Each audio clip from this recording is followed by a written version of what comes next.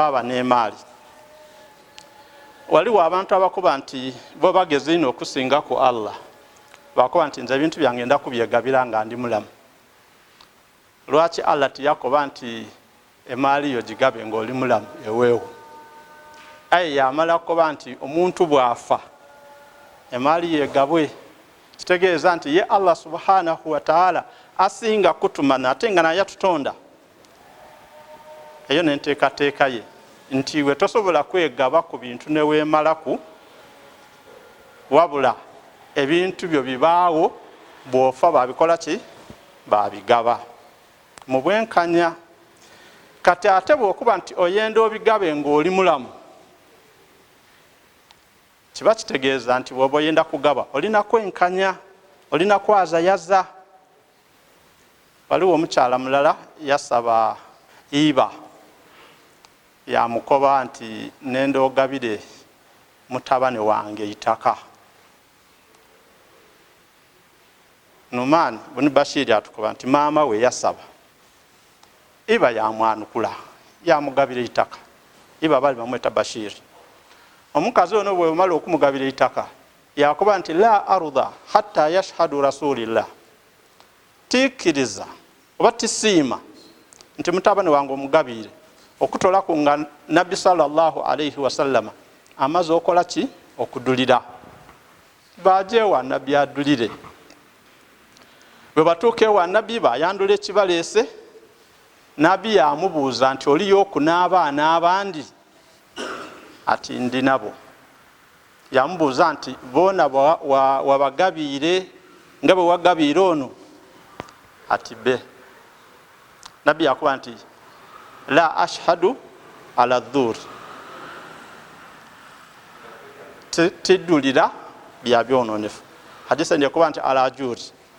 Hadisa ndi yakuba nti ishhadu lahu gairu, joduliza abantu abandi abatalinze. Nabbi okumukoba nti joduliza abantu abandi abatalinze kwali kumugoba. Ti kintu kyali kuleeta tikikola kirina kukomaawo, talina kukiiramu.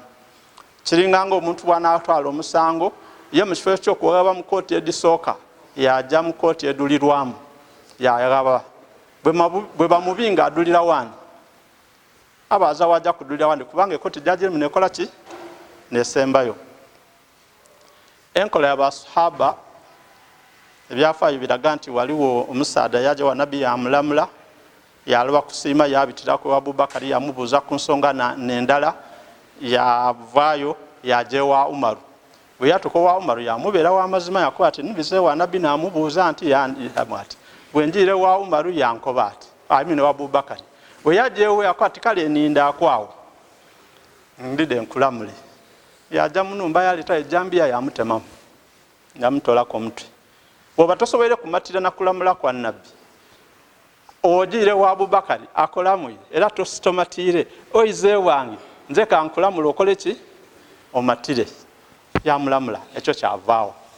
Kati bw'ojja mu kooti enene esembayo eba kugoba kiba kiwere. Nabbi okumukoba nti noonya omuntu owundi adulire atalinze, kyali tikitegeeza nti ajja anoonya eyo omuntu owundi amudulire. Kyali kimubinga bubinge ensonga giveeko. Sahaba yakitegeera era tiyeeyongerayo, wabula bwe bayira yeeka gwe yagabira yamutoolako. Kati nziza bye nagabira bona kale we nakola ki? Fiirwa. Ebyo abakazi batera okudyekadyeka abasaada. Munaawo boonenda ino ngabire itaka ga mutabani wange gundi. Asobola n'okuba ng'alina abaana nga bana yatoolako omwana mulala. Yakuba nti bw'oba oyenda owulira ng'onenda ga mutabani wange omute itaka. Muwawulireko. Omusaada yenna yekkiriza yamuwa ku baana bona baalina yayawulirako oyo yenka. Oba buli az'amaanyi. Naddala abakazi batera okwesuulasuulamu yanoba yajjako ewaibwe, iwe bw'ojja okumunona ng'akutaako obukwakulizo obufaanana ku butu. Kati bw'oyikiriza n'otuukiriza akakwakulizo katuukirize kubona abaana b'olina, buli omu omusalire afune otuukiriza okusiimisa kwa mukyalawo. Asobola okukoba nti muwe ate omala otunde n'eitaka ompeeku ni ku ssente, ongulire kino nikire. omusaadde asobola okukiikiriza yabituukiriza byona byona kati abasigale bootawaire. Allah bw'akuba nti abalagira al adli wal ihsan, obwenkanya n'okubisa obulungi. Okusika mu lulimi olusoga oba mu busoga wano mu culture yaife batoola omuzaire abona ku gwasiima mu baana be, aye nga batera okutwalanga omwana omukulu yasika mu nkola ey'ekisoga. Mu nkola ey'eddiini yaife eno Busiraamu, abantu bonabona, abaana abazaire baba basika. N'okusika mu Busiraamu kitegeeza kugabana maali oyo afiire gy'abaire alinayo. Okusika mu Busiraamu kitegeeza omuntu okutwala ki? Okugabana emaali eyaafiire gy'abaire alinayo. Oba afiire baaba, abaana be bagabana, bakyala be bagabana, abazaire be bagabana. Buli muntu yena yena afiire ng'alina abantu batyo, abantu abafuna ku maali ye, kwe tweta okusika. Kati omuntu ono ateebwawo, twalimu esaalabirira family oba chairman, nga ba chairman aba ku kyalo. Chairman w'ekyalo omulimu gwe kukuma ku makyalo ekyo, kusala misango, kugondoola bizibu bya kyalo. Si bwe kiba. Kati noono aba chairman mu baine bano, so tiikuba nti naaba n'obuvunaanyizibwa ku bintu bya baba waibwe oba bya maama waibwe, nga abasoga bakuba nti asise n'aba overall ku maali omusaadde gyalese oba maama gyalese. Aba wakuba nti ife okusika baba bwaba yafuna abakazi basatu, buli mukazi alina gaalimira. Kati awo gaalimira ye n'abaana be. Kati wabanga awo bagaawo ku omukazi owundi yavaawo, aye nga mwidi nti maama wema we yali akola ki? We yali alimiranga. Fatima yalimira kwawo, bafuna Hadija yena yalimira kwawo, baleetayo Laila yena yalimira kwawo. Kati omusaadde afiiriire nga galiwo Maimuna n'akozesaawo. Kati bakuba nti buli mukazi eyali akolera ye n'abaana be batwale. Kati kuba kazi abo bembazi nani atwalawo? Kubanga bona baba oluisi bakulekera abaana. Kati abaana ababakazi bano abakolera kwawo ne bajja obo bagayirega. Bw'oba okoze nti buli mukazi y'akolera y'aba atwale n'abaana be. Ekyo kyona kiri mu birowoozo by'abantu nti omuntu bw'afa abakazi be ng'ensi kwe baire balima bwe badigabana. Kati omusaadde asobola obutaba mwenkanya adiri yabula, ono yamuwa eyiika 5, ole yamuwa eyiika 2 kubanga munafu, ole yamuwa kitundu kya yiika babaire bakolera. Era awo abaliwo obwenkanya, tenga Allah subhanahu wa ta'ala alitukubiriza tube baki? Tube benkanya. Engaba eyo yabaawo ey'abantu nga balowooza. Bwe tuyira ku nkola ey'amateeka gano abantu ge bateesa bagaba mu percentage. Olafuna ku percentage, olafuna ku percentage, olafuna ku percentage nga bwe babiteekateeka. Batuuka n'okutaawa omugabo nti ogwo gwo gusigala awo gwa abasoma. Kati abasoma be baliwaawo gujja kuba gwani. Kubanga bonna timwida kusoma lubeerera. Aye abasoma bwe bawaawo ogwo omugabo gwe balekawo nti gwa abasoma gujja kuba gwani. Baatamu nti bw'oba olina abantu boofugagaka boona bafunaku omugabo. Abantu aba bawaka sharia tebagabira. Aye mu mateeka gano agensi bakuba nti boona bakola ki? Bafunaku omugabo. Aye bafune wano omugabo ewuwo ng'ate boona balina ababazaala.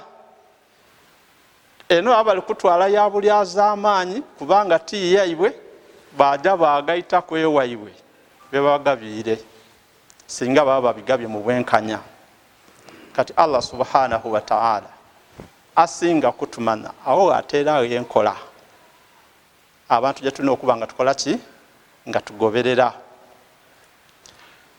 Allah subhanahu wa ta'ala yayisa amateeka mangi mu Qur'an mu bungi bwago.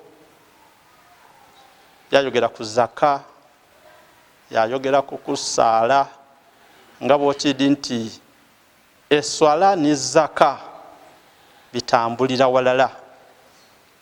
Allah bw'akuba nti musaale akuba nti muwe zaka. Musaale muwe zaka tikitegeeza nti musuule 10 muweeyo 10,000 oweeyo 1,000. Bwe yaganda ngeri abawalimu abakikoba atyo tibana tumaze okusaala kale muweeyo zaka owo10,000 aleete owe2,000 owo1,000 owe5. Ali kusaba akasente ali kuvunula ekigambo zaka kino tinedde sente omuntu de basuula ng'okusala kukoze eki kuweire. Nabi sallallahu alayhi wasallam bwe yali abinonala ate yakoba kindi tiyakoba nti ekyo tiyakyeta zaka yakyeta saddaaka.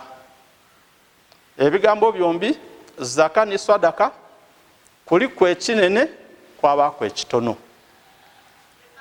Ekitono kitegeeza okugaba okutontono kuno. Okugaba okutontono okwo kuzza kuki kuzza ku kipimo kyonna kyonna ky'oba alina ky'osobola okukola ki okukigaba. Oba olina 10 osobola okutoolako 5 wagaba, oba olina 2 osobola okutoolako 10 wakigaba. Eyo sadaka. Sadaka mulimu omuntu okuyamba ku muntu nga Nabi sallallahu alayhi wasallam bw'atuyinonola nti omuntu bw'ayamba ku omuntu aba asaadaasi. Omuntu bw'otoola ekikosa mu njira oba osaadaasi. Omuntu bw'otambula ng'ojja okusaala oba olikola sadaka. Eba zaka teba zaka. Bwe yayinonola zaka teyayogera ebisolo, yayogera ebirime, yayogera esente, yayogera emigabo egivaamu. Omugabo gw'olina okuba nagwo memala otole muki otole mu zaka. Aye nga nabbi nayinonola ekigambo kino kuba nti wa itaa'u zaka mutole ki mutole zaka.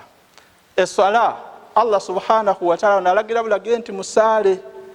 Era mukidi bulungi nti Jibril yanona Nabi sallallahu alayhi wasallama fi Isra'i wal Miraj yamutwala Allah akwese tuje.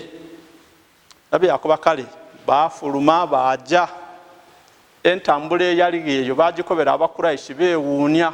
Olwaleero omukuraishi yali ebiseera ebyo bwazuuka buti ne bakuba nti omuntu oni n'ekyuma eky'omuzungu ekyo kyakutwalayo oli kwenda mu dakiika ntonotono waatuuka ate waira. Akuba nti bino byayida bita bino bibeewo. Aye nga erena Allah yabikola ki yakiraga nti kidda kubaawo mu maiso eyo yatambuza Nabi sallallahu alayhi wasallama. Idukira nti speed gye yatambuliraku ekaali kubaawo mu nsi. Speed Nabi gye yatambuliraku okuva e Makka okujja e Baitul Maqdis okuniina mu igulu ekaali kubaawo mu nsi. Bagesiisa ebirumu kabingi aye bikaali kujaaga. Abajja ku mwezi batambulira okumala ibanga ki okujja buje okutuukayo ku mwezi batambula ibanga ki. Aye nga Nabi yatambula obwire buti yabita mu magulu gona paka yayagana na Allah subhanahu wa ta'ala. Kitegeeza speed yali mbitirivu obungi. Aye abantu ebisebe nga tubakola ki nga tubakakasa. Kati aye nga ekyamutwala ekyamwetese ekikulu kyeyavaayo nakyo kusaala swala 5 era bwe yavaayo tiyasaala. Yasaala luvannyuma lwa Jibuliru kwida. Jibuliru yamusomesa eswala yamukobera nti yamusaaza mu biseera ebisooka yamusaaza n'ebiseera ebisembayo yamukoba nti as-salatu fi hadhaini al-waqtaini. Eswala dibaawo mu biseera bino ebimeka ebibiri eswala 5. Kati Nabi yagisaala yeena ageze ku Jibuliru olwo yagikola ki yagisomesa abantu yasoma adhikari yasoma biki byonna bino bitwogera mu swala. Allah tiyabyogera mu Qur'an. Tiyalambika swala mu Qur'an nga Nabi bwakola ki bwe yatusomesa ne tugisaala. Aye kino bwe kyatuukawo Allah subhanahu wa ta'ala yakirambika buli kimu. Anti kyebalina okumanya nti emaali ey'omuzaire bw'aba afiire tugaba maali ya muzaire. Omwana yena kyalina okuyikiriza nti baaba yafuna bino mu maani ge, aye titulina kubigabana. Aya gyensoose nayo eya al-adli bwe bukeere nkyo nga muzeeyi asobola okuzimba ebugembe wano, aliwo n'amaka, yaba n'ebukoona amaka nga nze ow'ebukoona wano ndi wa bukoona kati yenva na poloti yange ku bugembe wano nenjitamu omukazi n'ebukoona eriyo. Ebukoona bwe mba nga ndi kuyiika namba wano nga ndi ku fuuti 5 ku 100, nani abalina ekinene? Ola ali kuyiika namba nabani kinene ngo nali ku fuuti 5 ku 100, ono ali ku fuuti 5 ku 100 aba ali ku kintu kya bbeeyi okusinga ali ebukoona. Kati bw'okoba oti abaana baabali ebukoona bafune bya bukoona, eyiika endala eyo gye babe bagabane. Bano abali wano ebugembe eidinda wano bagabane fuuti dino 5 ku 100, baane baba baseereibwa era aba waliwo adili gabagazira adili. Obwenkanya buba buzirawo. Kati obwenkanya okubaawo abali wano eidinda wano ebugembe wano tibakoba nti gano newaife kubanga mama waife nayakola ki n'abaira abagano ga baba agayita bana abawano n'abawa n'abeeri. Allah subhanahu wa ta'ala ene maali ajeta yani ya musaada. Omusaada nayapakasa yagula wano yazimbawo era nayafuna yakola ki yafunire mu kyalo. Kati omukyala yamuta mu kyalo ono yamuta wano, yali asobola okutoola ono ali gano yamutwala mu kyalo oba omukyalo yamuleeta wano. Idemberi abakola wano mu myaka egy'ensanvu nga abakazi bakafugikaku ngaba n'omukazi eno mu mpalo ku kibuga kuno. Omukazi ayida yabaye wiiki yairayo mu kyalo, n'owo mu kyalo yaida wano yabaye wiiki yairayo, olw'obundi yakola ki yaida. Saawa eno buli ali akuba ati nze gano tibubaawo wano newange, owo niwo owagulawo niwo owazimbawo. Musaada nakuba nti kola ki bawano gakutolawo nakutwala awandi toluluma. Bwe bukyenkyo n'amanya nti ono ayinza okuyiba wano kamutole wonje mutemu mu kipangisa, yaze yapangisa enumba yakutaamu oloba okuja yebo oloba okuja ofumba oba bukaaliwo ayenda omusaada balina okusituka yakola ki yaja. Kati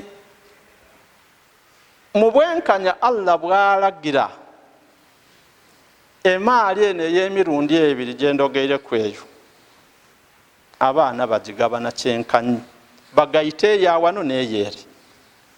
Bwe kiba kyetaagisa ku bitunda bitunde babifunemu esente babitunde bagabane. Olw'okubanga dino efuuti 5 ku 100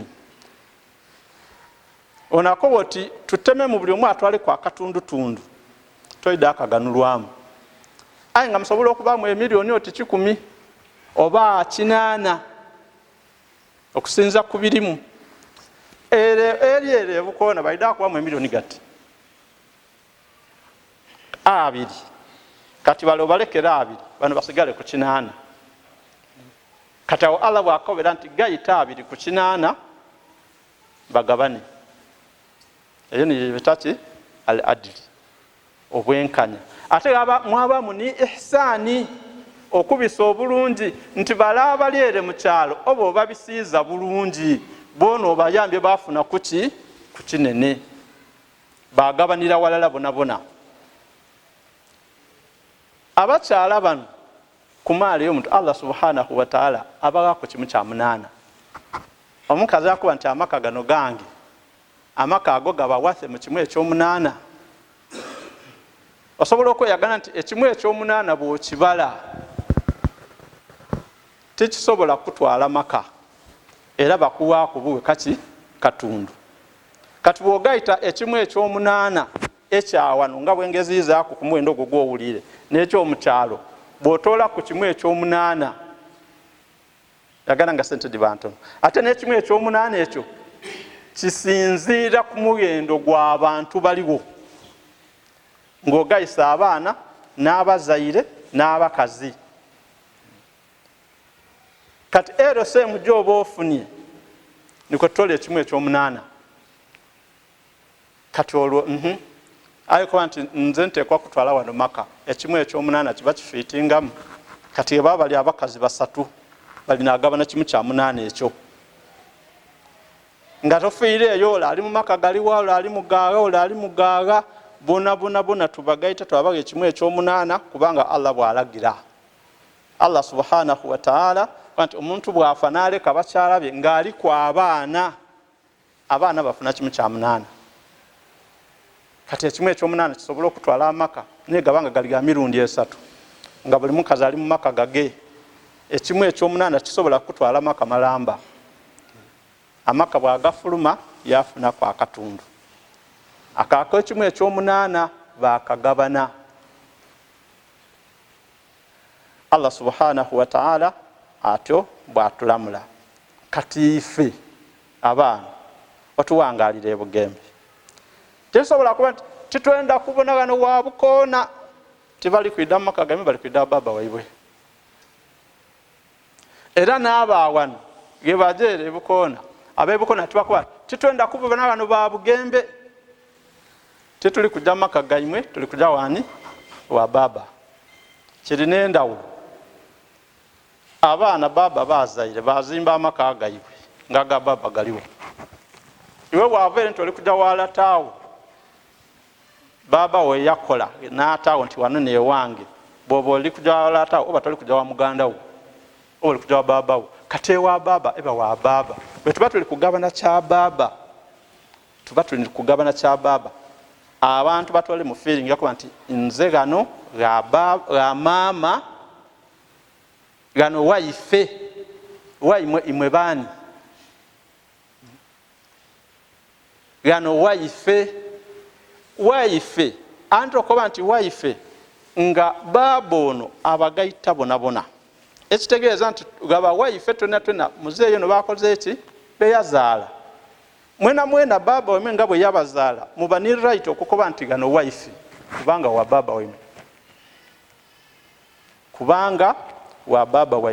baba wemwe amaka gali nago gona ebibanda byalina byona imwe nga abana mubyogera ku mukoba nti twidye wano mu kibanda kya baba waife musobola kuba nti twidye waife kubanga tinimwe benewo mwenewo ni baba waimu oyo Allah subhanahu wa ta'ala gwaba yagera yabakola ki yaba mutolaku kati waba yamutolaku yabatolaku baba waimu oyo ayaleka ebyobugayige ebyo ate imwe akagurupu akandi tikakuba nti gano gaife imwe timulina kuyida wano obwo buyinza babuzira mpigano kubaana abo ayagulewe n'azimba yewuwe n'azimba awandi yewuwe eyewe asobola okweta yewuwe kubanga baba we yakola ki tinayagulayo kati bw'abeera ewuwe n'akoba bagana nti muyide eno wange aba mutuufu aya ataidukire nti Allah subhanahu wa ta'ala tajja kuwajja na muntu akutula mu Luganda kubanga nabbi yakirambikaira nti la yadkhulul janna qati'u rahmi tajja kuyingira jana oyo omuntu akutula ki akutula mu Luganda kati Allah subhanahu wa ta'ala akoba ku muntu byakuŋŋaaniza byona ekiseera bwe kiba kituuse ekyokubuga tubuuza nti baba we yaleka ki mube ne mwakoba baba yalina ekibanda poloti ebugembe alina poloti mu tawuni yagula ku embiike eyo eriyo poloti mwabala byona byalina alina akawunti mu banka ye ezitowa ki bajogera buli kimu kyalina balina okukyogera kati bwe bamala okukyogera kiba kyetaagisa okubibonaku kubanga basobola okwogera ebizirayo bakuba tuliyo n'emmotoka eng'emmotoka teboneka kanti emmotoka nayo eriwa mugireeti poloti edo mwaja mwadikola ki mwadibona musobola okudipima n'okupima kwa mirundi giti. Waliwo okupima mu mbeera yaffe edda bulido. Waba okupima okw'omusave bano abantu abapima amataka. Kati famire bw'eba nga nfuna mpola tesobola kuleeta musaveya okupima itaka eryo. Nga bw'obona nti omuntu bw'oba n'emaaliyo n'otoola emaaliyo n'otwalira administrator abo abakola ku ebinoote ebiwandiiko byo, Allah n'agera ekizibu ne kibaawo abaana basobola okulemerwa okuleeta omusaadde wano ku lumbe. Aye nga nalina ebiwandiiko byaimwe, nalina ekiraamo kyaimwe, buli kimu kyaimwe nakola ki nakirina. Okumuleeta wano waira alidinda wano okumuleeta wano kwate emotoka yange eno emitwalo 8. Kati mu famire musobola okubulawo asobola okuba nti emitwalo 8 diidino ida nga ne bakoba nti musonde direma. Era ekyo kyene ekyo abaana mu famire basobola okulemerwa okuleeta omusaveya okupima itaka eryo. Kati muba mulina okumusasula olw'omulimu ogwo ate mwaba nga mulina okumutambuza. Kati mulina ebibanda nga 6 alina okujja buli kibanda akole ki akituukeku. Kati n'amanya buli kibanda ajja akipimira sente emeka. Olowooza entontona ayinza abakuba sente emeka? Entontona ayinza okuba miliyoni 2. Kati famire ni okuba bano banamuleeteko emiliyoni 2 buli muntu alinga muli. Oidi nga famire niwe gikoba emitwalo gati basobola okulemerwa okudisonda. Kati ayevaamu n'akoba nti nze kanditeewo abasinzira kuki ani nti birebi bwe tuba tujja bigabana twena nze lwaki ntaaga esente nja kufunira muwa sente dange dijja kwira ekivaamu nga mukivaaku ebya administrator general byafiire eyo. Kati we mba mukikoze mu kitaka muleeta abataka obona wano bw'ogula itaka mu kyalo kwanti ova kuno waatuuka kule oli muliraano wa abitawale oli muliraano akola ki abitawale nga kwati aya nga abantu babitamu nga basimba tusimba nusowa nga batemawo nga bataawo kirowa bataayi kirowa nikule batyo nga bamaliriza bwe bamaliriza tibaviiramu awo beerere baba wa kasente akaba kasente katono ebintu ebyokuyambagana nga bw'obiidi basasula aye nga tibasasula kwenkana n'aleesa eki musaveya. Kati ekyo natuba tulina okukiringirira tujja kugaba ebintu bino aye byetaaga okupima banaife tunapima tutya. Muleeta omusaveya oba mwida kubona aidio yiika bweyaga mu kyalo bulidde abantu balima owatrakida donimira eyiika 2 era yageraganya olubimi nga lujjamu eyiika imeka. Abandi bapima miigo abandi bataako olukoba. Kati enkole eyo bwe mba mupimisa miigo mubala titupimye emiigo gya 40 diti tupimye emiigo giti mu bunene giti ni mu buwanvu giti mwabiwandiika. Katugeze nti mupimye emiigo 8 oba miigo 3 ejefuuti 12 wamana nti diri 40 asatu na imeka na mukaaga wano mu bunene mu buwanvu buno mwabala nti tupimye emiigo 40 nga gye mweseeyiika oba mwataako olukoba nti muno mu bugazi tupimye efuuti diti mu buwanvu tupimye efuuti diti mwabiwandiika. Bwe mumala okubiwandiika olwoni mwakola ekibalo erise mujembako bye mugifunye asobola okuba nga buli muntu akola ki afuna omugabo gwe. Omugabo gutaawula musaada na mwana muto kubanga ono bebi kwe bakazaala ye naba mwana eri olafiire nono omusaada omukulu ye naba mwana. Titulingirira iwe watwaire baba wo mu idwaliro na sente de wamusansaanizaako kubanga ebyo byokoze tibisobola kusasula gyakola ki kyeyakukolera. Nabi sallallahu alayhi wasallam ali omusalamu ko bati nenda kusasula ku baba nsobola okumusasula. Nabi ankola tosobola kusasula ki tosobola kusasula muzairewo kati onayayambye ku baba waife kubanga alina obusobozi taseera baine nti olwokubanga yayambyeku iwe wayambyeku wabaire olina akola buvunaanyizibwa bwo nga iwe eri muzairewo olwokubanga ye bye yakukolera iwe byali bingi iwe okubaawo n'okutuuka okuba mu mbeera eyo. Allah subhanahu wa ta'ala mukwaza yazza kuno mukwaza yazzakwe yakoba nti lidhakari mithlu hadhil unthayaini omulenzi afuna emigabo egy'omuwala ebiri. lidhakari mithlu hadh al unthayaini nti omwana omulenzi afuna emigabo gy'omwana omuwala ebiri. Kitegeeza nti omuntu bwafa naabanga alina abaana omulenzi n'omuwala kiba kitegeeza nti aleseewo abaana basatu abawala basatu mu kugaba ng'abaana bano abasatu kitegeeza nti abawala ababiri balimu omulenzi atya omulenzi mulala wandi kutegerekekaawo.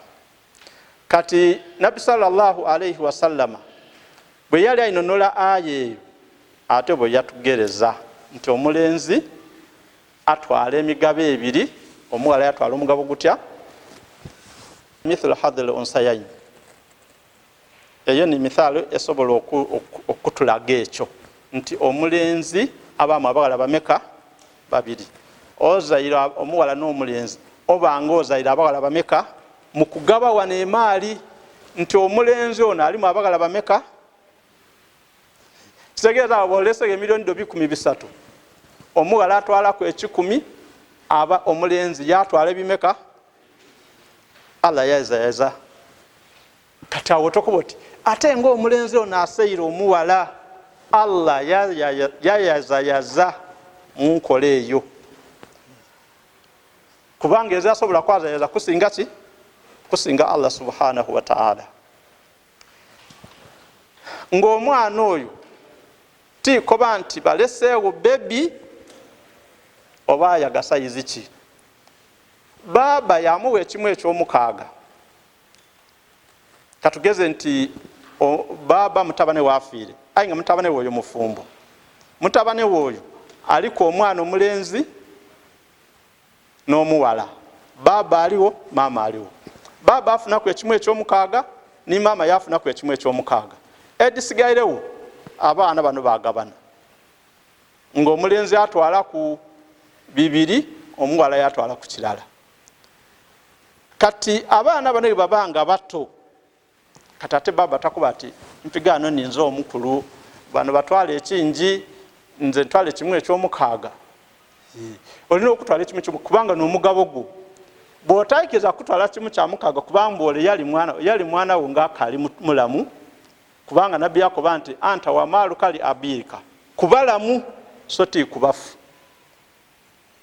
anta wa maalu kali abika kikolanga kuki kubalamu baba waida yakozesa ku kyayendaawo bwakitwala toluluma kwatame baba mpigano baba atwaire ekanzu ajaga newo yagitwala kati toyomba tojja kumukuba bikonde lwaki baba atwaire ekanzu omuleka buleke yaja wapakasa eyindi wagula eyindi aye bwaba ng'ofiire bino tabitwala atyo kubanga bibati bikali bya mutabane we beba yabaidukulu be bano Allah subhanahu wa ta'ala yalagira nti omulenzi afuna 2 omuwala yafuna kirala baba afuna ku kimu kya mukaaga baba wo mugezi dada wa bano kati awo talina kukuba nti iwakaana akato otwala otya ekingi nze ntwala ekitono niwankubaire nga dada alina okulabira bwidukulu bwe obulabira kubanga abaidukulu bo aye ate emaali yaibwe ogiziramu omugabo gwo n'ogwo gwose ku mutabane w'ekimu eky'omukaaga bwogeza n'ogitabika muyiyo oba otairemu ekibi. Basahaba beewalanga ino okutabika emaali yaibwe mu maali n'emaali y'abamulekwa bakyegalanga ino olw'okubanga bw'ogitabika osobola okugirya nga toyidi. Eyiyo bwegwa n'ewaawo n'eno yo nekola ki? Eggwiramu. Kati bakyegalanga. Lwaki bakyewala? Olw'okubanga Allah subhanahu wa ta'ala akoba nti abalya emaali y'abamulekwa baba balya muliro. Kati obutalya muliro ogwo bakyewalanga. Kumpi batuuka ku iddaala eritenda kulabirira baana abo olw'okutya okuleeta omuliro muki? Mu maali yayo okulya omuliro ogwo. Aye ate babanga bakikola olwanaakola ntya? Kati wano omuntu olina kuba mwegendereza ino. Singa Allah subhanahu wa ta'ala akugerera wabanga olina okukuuma abantu abo. Obakuuma aye ate nga todiibuuda byaiwe. Kirungi nti Allah subhanahu wa ta'ala yamala yalagira abantu okukozesaaku temaali ogikozesaaku aye ogikozesaaku mu bulungi mu butagidiibuuda. Okozesaaku emaali mu butakola ki? Mu butadiibuuda. Bw'odiibuuda obuzibu babwidye. Allah subhanahu wa ta'ala kwa nti badiraku bil ma'ruf. Emaali y'amulekwa iwe omulabirira osobola ogikozesaaku. Allah mukola yakoze ekigambo bil ma'rufi ogiryaku mu bulungi. Muzira kyakukozesa waka mujja kusula ndala osobola ogulaku ekiro ey'omuceera abantu baalya baloba kusula ndala. Ekyo okozesa bil ma'ruf aye tokuba oti nga bwe wazira tujja tuguleyo ku ekiro 5 ag'omuceere tutte waka ku maali y'amulekwa n'ekiro 5 ng'abantu emmere bamala okulya ekiro 5 oba oguze kingi ino kiba kitegeeza nti odiibuuze. Ekyo Allah subhanahu wa ta'ala takyenda. Oba oyingire mu aya okuba nti oba olira eki? Muliro mundaayo. Allah subhanahu wa ta'ala atukubiriza omuntu abaviire mu nsi tube nga tukola omulimu ogwo. Emaali ey'omuntu ebe ng'egabwa mu sharia. N'okugaba mu sharia abantu babawonye bingi. Lwakuba nti ekintu kino kikolebwa obuyikiriza nga bulimu mu maka. Abantu nga basiraamu irala. Abantu nga basiraamu irala. Allah subhanahu wa ta'ala imaani najanga agiteekulamu amadaala. Ngano bwatukoba nti al imaani yazidu wa yankusu. Imaani yeyongera, imaani yakendera. Kati ali omuntu ng'alina imaani yakusaala. Aye nga byakola Allah bwamubwikula kwati n'abiraga ezayinda kulingayo. Ole yaba n'imaani nga yakusiiba asaala yasiiba. Aye ng'ebisigale bwe bamubwikula kwati Allah n'amubwikula kwati ezayinda kulingayo. Kati oyali mu imaani esaala aye ng'ebindi eziramu noyo gwobona nti baba bwalwala nabona nga ali kutaaga ali ku oxygen bwaireka atandika kunoonya baba abaira alina ki atandika kwegula bintu ebisumuluzo byano biriga kino kiriwa abali ere bali kubona nti baba ali kufa ayona ali kulowooza baba abaire n'obutabo bwa banka bubiri oba buli wanani ali nabo ekintu gundi kiriwa ye byabaamu. Bw'abaagana yalaga nga ali kulumirwa ino bw'avaawo okwati eddembe era liri mu bantu. Kati family erimu embeera etyo bw'okoba nti ebintu bino tugira nti ndatubite mu sharia obuzibu mu bwagaana nga bunene. Lwaki mu bwagaana nga bunene?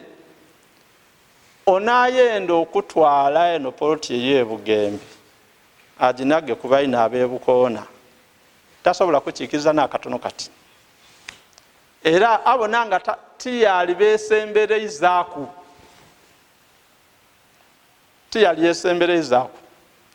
imumwidde mutwala ebintu bye aba atandise okubyetambu bibye.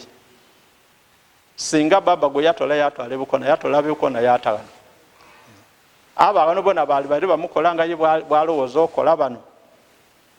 Kati ebino ebizibu tukola ki byetwagaana byotasuubiza kuba nti family eddi biwona. Okutolako abatono nabo Allah baba akoze eki baba asaasire mulimu Allah basaasira bakiwona abasinga bungi tibakola ki tibakiwona ayi nga lwaki tibakiwona imaani Allah subhanahu wa ta'ala ekyo kyatukubiza nga tukomenkereza nti ya ayyuhalladhina amanu udkhulu fi silmi kafa abange mwabaikiriza muingire mu busiraamu mukole ki muweeremu kati omala okuba omusiraamu irala ebyo ebizibu bigwawo omanya nti Allah subhanahu wa ta'ala kino kyatwendeza bakikole bakigabe abaikiriza ekyo tibakirwaniramu omuyikiriza tasobola kubona baba waali kufa naida kunonya byapa byalina bwe biri tasobola kubona nga mama waali kufa natandika kunonya mama yabaira ajja kusuubula ndiboota isatu sente yaditayirega natandika kufuuza bali waka kubanga ali kunonya sente mama yabaira jogula muki endiboota obulumi bwa mama okufa n'obulumi bw'esente diriwo buligako obusinga kuba bunene kati omuntu tosobola kuba na birowooza kunonya sente mama daja kusuubula mundu daba daja okusibula mu ndiboota n'okufa kwa mama wo tosobola abigayita aiwe yagana nga omuntu okufa kwa mama we takutwaire ng'ekikulu aye ali kulowooza sente mama dayakoze eki dayalese dali kujja okuleka era yadinoonya paka lwadifuna bwamala okudifuna olwo nebirowoozo kati pigana bantu tujja kuziika sawa imeka bwaba nga akadinoonya nomuuza muna tujja kuziika sawa imeka tujja kuziika ido kati omusiraamu tibamulindiza olwokubanga ebirowoozo biriikola akuba ati ido kati sensi dijja okuida muna nenze mwene nakuba nti tujja kuziika ido nti niwe watukobye ati nze omuntu tujja muziika leero ayi lwakubanga ale ebirowoozo byabaire biviire ku byokufa nga bize muki mukunoonya byabugaga mama byakoze eki byalese sawa Allah subhanahu wa ta'ala atugase n'ebigambo ebyo